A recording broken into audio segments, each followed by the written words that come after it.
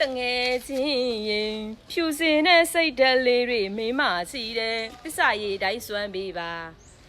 highway လဲ highway လဲတစ္ဆာရေးကိုပြောတယ်လို့ highway လဲအကောက်လုံးဖြစ်စေရမယ်တစ္ဆာရေးတိုင်းပြည်တိုးတက်ဖို့ဆိုတာတဲ့ပြည်သူတွေမှာလဲ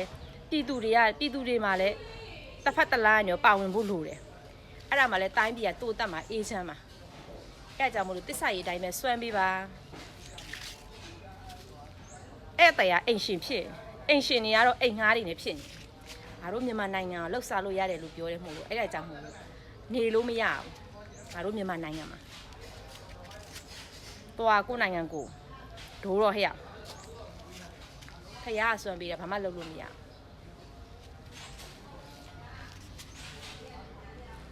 တစ္ဆာရေးကိုပြောတယ်လို့ highway လမ်းတစ္ဆာရေးအတိုင်းပဲဖြစ်ရမယ်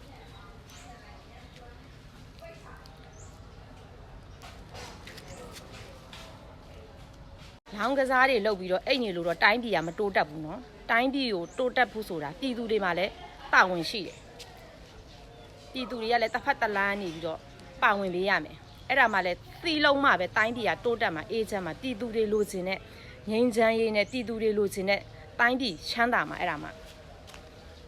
အဲ့အကြောင်းမို့အကုန်လုံးကတစ္ဆာရေးတိုင်းပဲဆိုတာအားလုံးဟာတစ္ဆာရေးမြန်မာနိုင်ငံမှာလေကလားနဲ့တယုံတွေကမှတ်ပုံတင်လုပ်လို့မရဘူးအဲ့ဒါလူချင်းမင်းတို့သိတယ်လူချင်းမင်းလည်းတစ္ဆာရေးတိုင်းပဲဆိုတာဖြည့်စည်းမရှိဘူးငါပြောရလေဘယ်သူမှမတနာဘူးလို့ကိုလို့ကိုခံလို့ပြောပြီးသွားရင်ဖះကစွမ်းပြီးတာဖြည့်စည်းမရှိဘူးလို့ပြောတာဗဇက်ကအလည်းခါတိုင်းပြောတာမဟုတ်ဘူးအတန်မထွက်နဲ့သိလားတိတ်နေတိတ်လေးနေကိုပျော်ခြင်းတော့မတိတ်လေးပျော်တိုင်းပြည်ကလေတာယာနာလည်းမဟုတ်ပြည်တွင်းစစ်ဖြစ်နေတာတိုင်းပြည်မှာအဲ့ဒါအကုန်လုံးသိတယ်